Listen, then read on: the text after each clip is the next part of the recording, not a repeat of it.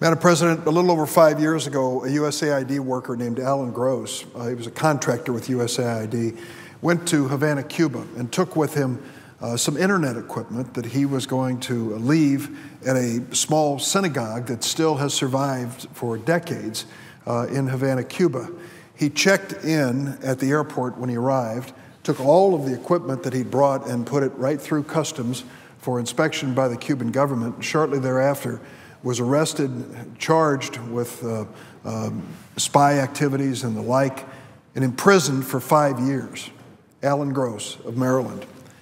I'm happy to report, Madam President, that just before we adjourned for the holiday recess, we were greeted with the great news that Alan Gross, who'd been jailed in Cuba for 5 years, was finally on his way home. I met with Alan in Havana at his holding area in a prison hospital several years ago. I couldn't understand how this man could survive day after weary day of being imprisoned for trumped-up charges that really bear no relationship to reality. He was given a 15-year sentence for simply bringing internet equipment to the Cuban people. When I saw Alan, he had lost more than 100 pounds and had been unable to visit back home with his mother, who had just recently passed away. Amid their own enormous pain, Gross's family remained tirelessly committed to ensuring his well-being and return to the United States. Many members of the United States Senate and House of Representatives visited him when they had the chance in Havana to keep his spirits up. We tried everything imaginable with the Cuban government and with our own government and others to try to secure his release. Tragically, his detention was yet another obstacle in trying to turn the page on what I consider a decades-old failed foreign policy toward Cuba. Many people helped make his joyous homecoming a reality. Notably, President Barack Obama, many members of the Senate, Senators Mikulski and Cardin from his home state of Maryland, really helped to lead our efforts. Chris Holland, congressman from the state of Maryland as well. And I can't leave out Senator Pat Leahy, who really took a personal interest, as his staff did, in trying to help. President Obama was the one who helped to finally engineer his release, but I think the president would be the first to say he could not have achieved this goal without the assistance, the able assistance of an amazing man who has millions of fans around the world named Pope Francis. Pope Francis urged both sides, the United States and Cuba, to meet and talk with one another, to work to find a solution for the release of Alan Gross and try to resolve other humanitarian issues between our two nations. Writing personally to both President Obama and Cuban President Raul Castro, Pope Francis played an important role in finally bringing these sides together after decades of separation. Over 18 months, quiet talks moved forward, including a critical one late last year hosted by the Vatican. Pope Francis said to a group of new Vatican ambassadors the day after the release of Alan Gross, and I quote, "The work of an ambassador lies in small steps, small things, but they always end up making peace, bringing closer the hearts of people, sowing brotherhood among people.